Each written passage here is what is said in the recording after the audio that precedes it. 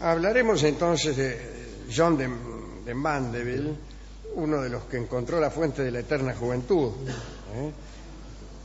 Mandeville aseguró haber bebido de ella no una sino 3 veces, que ya es mucho beber. Hoy tenemos algunos datos acerca de su persona y de sus viajes. Algunos dicen que Sir John de Mandeville era un caballero inglés que nació allá por el año 1300. Cuando cumplió 24 años, comenzó un viaje que duraría 20. Los recuerdos y anécdotas de sus viajes fueron registrados en El libro de las maravillas del mundo, de Editorial Coligua. Este libro era muy popular y consultado por príncipes y reyes. Los copistas trabajaban muchísimo para duplicarlo y estuvo en las principales bibliotecas anteriores a la invención de la imprenta. De tipos móviles, claro. Parece que la autoría del libro fue disputada a largo tiempo. Primero por algunos que se llamaban a sí mismos el autor, ¿no? Y luego por otros que arguían que todo en ese libro eran invenciones fantásticas, incluso el autor. Hay quienes suponen que Mandeville no existió nunca. Y a ciertos efectos da lo mismo. Claro. ¿Qué más da que haya existido o que no haya existido? Y hay una visión bastante pesimista del mundo. Llega un punto en que da lo mismo que Mandeville haya existido o no. Enseguida lo que piensa inmediatamente uno es esto: llegará un punto en que dará lo mismo que yo haya existido o no, probablemente incluso con más rapidez entrópica que en el caso de John Mandeville. Uno se entera de eso mucho más tarde, que después de haber descubierto que la existencia o no de Mandeville no importaba también, Sí, ¿no? es verdad. Bueno, todo eso produce lo que se llama tristeza. Uno de los lugares supuestamente visitados por el señor de Mandeville fue la isla de Tracoda, ubicada en algún mar misterioso, probablemente el Océano Pacífico. El único aspecto diferencial de este sitio es que sus habitantes no hablaban, solo silbaban.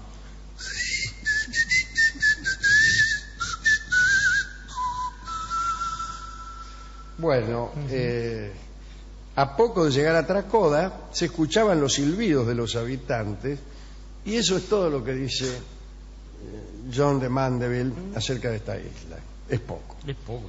Pero inmediatamente pasa a hablar de la isla de Silga, en el Atlántico, que estaba infestada de dragones. Bueno. Que ya es otra cosa. Dragones chifladores, probablemente. En el centro de la isla había un lago formado por las lágrimas de Adán y Eva cuando fueron expulsados del paraíso. Dice el libro que por algún mecanismo extraño que no se explica, todas las lágrimas del mundo van a parar a ese lago que cada vez es más extenso. Es falso, dice Mandeville, que las lágrimas se enjuguen en pañuelos o que se extingan en cualquier lugar. Todo lo llorado va a parar allí. Nada de lo llorado se pierde. En el fondo del lago había perlas y piedras preciosas solo para estropear la leyenda. Una vez al año, el rey de Silga permitía que los pobres las tomaran, no a las lágrimas ni a las leyendas, sino a las perlas. Cada año, sin embargo, se hacía más difícil encontrar pobres. O perlas. Dada la enorme prosperidad de la isla, basada en la venta de perlas halladas por los pobres en el fondo del lago. Va a ver que va a aparecer un pobre que se va a querer quedar con todas. Sí, esto siempre pasa. Para evitar el ataque, vio cómo son los pobres. Son tremendos. Para evitar el ataque de los dragones que vivían en el fondo del lago, cuyo nombre no hace falta dar, los pobres se untaban con unas hierbas que ahuyentaban a estos espantosos seres, cuyo nombre sigo sin dar. Otro lugar, nos cansamos de ese lugar. Mavaron era un extenso reino que visitó Mandeville en la India. Era famoso por sus numerosas ciudades, todas ellas muy hermosas. Entre ellas sobresalía Calamión, donde supuestamente estaba enterrado el apóstol Santo Tomás. En una urna depositada junto a la tumba se conservaba el brazo y la mano con que el apóstol había tocado la herida del Cristo muerto. Recuérdese, ver para creer. Hombre de poca fe. Era el apóstol preferido de mi padre, Ujú. que siempre lo citaba antes de manifestar su desconfianza acerca de algún estofado. Si Tomás había confiado del propio Jesús, ¿qué me va a decir a mí que confíe en Claro el que doctor? sí, Claro, claro. está muy bien. Bien, dice,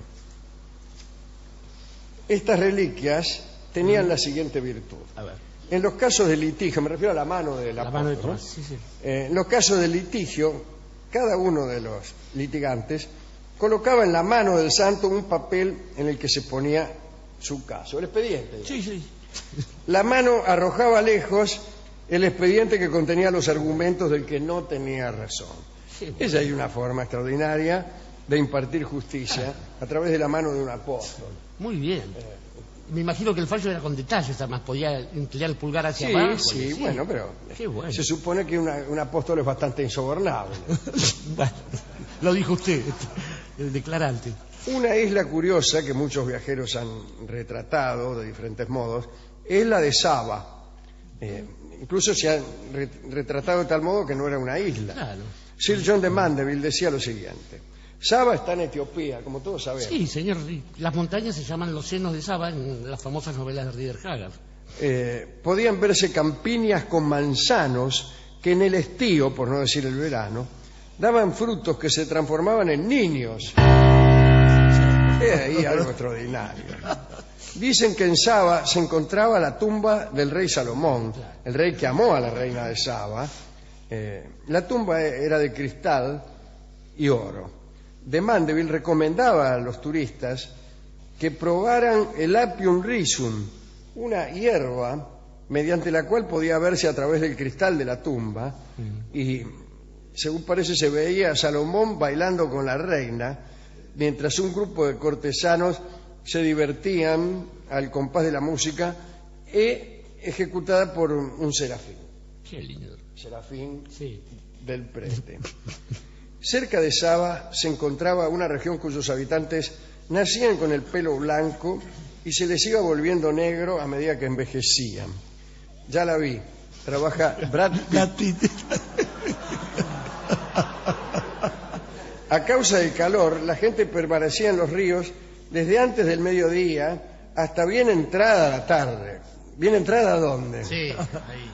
Dice Mandeville, creyendo que va a sorprendernos con esto, con gente que está todo el día en el río. Después de haber visto árboles que dan niños, bueno, ¿quién se va a sorprender?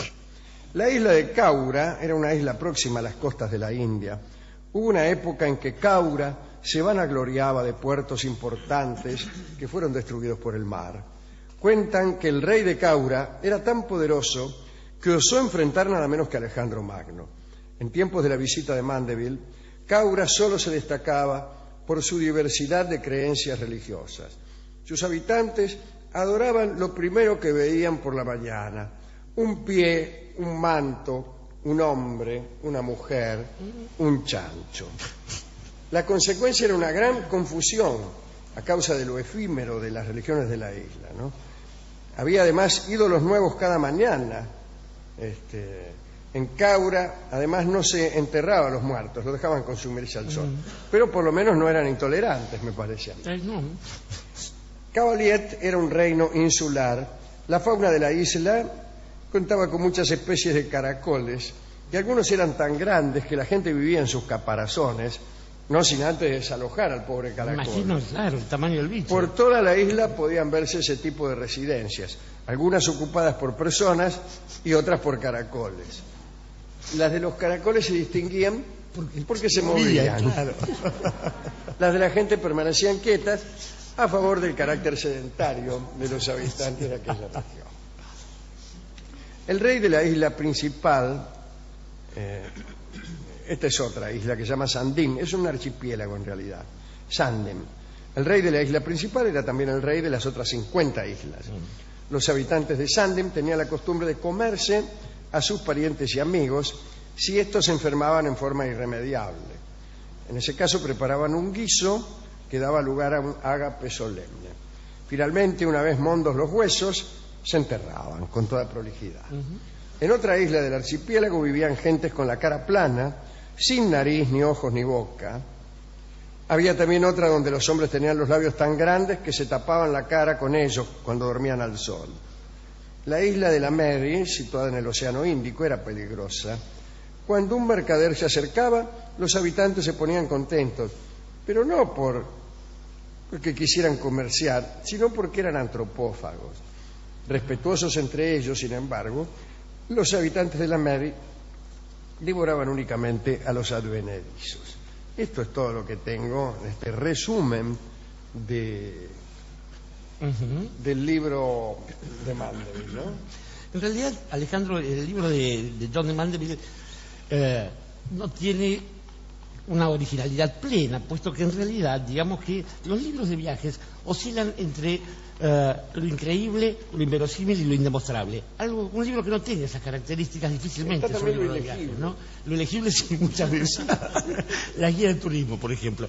Pero bueno, tenemos amigos como Simbad, el marino, que amenizaba las noches de tantas generaciones de oyentes árabes. Tenemos a Robinson Crusoe, que fue citado hace poco aquí, que además nació en un diario, lo cual es muy curioso, que de un diario, de un hecho real de un diario, se hiciera una cosa de fantasía, cuando hoy en día es mucho más frecuente lo contrario. Lo tenemos a Gulliver, el viajero de Jonathan Swift, que nos enseñó, que además de llamarse Lemuel, yo para algún concurso que le pregunten pavadas, el capitán Lemuel Gulliver nos enseñó a ver de qué manera cuando uno se desplaza por el mundo las cosas pueden parecer distintas siendo tan brutalmente iguales en todas partes, sobre todo las bajezas de la especie. Pero quizás el que está más cerca de Mandeville sea nada menos que Marco Polo, con una diferencia. Los portentos de los lugares de las islas visitadas por Mandeville son, si existentes, indemostrables. Los portentos que escribió Marco Polo, aún indemostrables, se demostró después que eran existentes, y eso nos pone un poco inquietos. Pero finalmente creo que lo que pasa con las islas, Alejandro, lo hemos hablado, todo el tiempo hablamos de eso aquí. La idea que circula allí es la de que hay cosas que se desplazan y cosas que están quietas. Uno tiene durante largo tiempo la idea de que el que se desplaza es uno, y en un momento de ese trayecto descubre que uno está muy probablemente quieto y que hay una isla que es la juventud, otra isla que es el placer, otra isla que es la ingenuidad, y que van pasando delante de uno hasta que finalmente uno empieza a percibir que hay una isla de la que uno no hace falta que diga nada, porque seguramente pronto se darán cuenta que es la viajera perdida. La viajera perdida es el tango que va a cantar ahora Ruth Ataguile, acompañada, según creo, por el conjunto de nuestro amigo Fernando Marzán.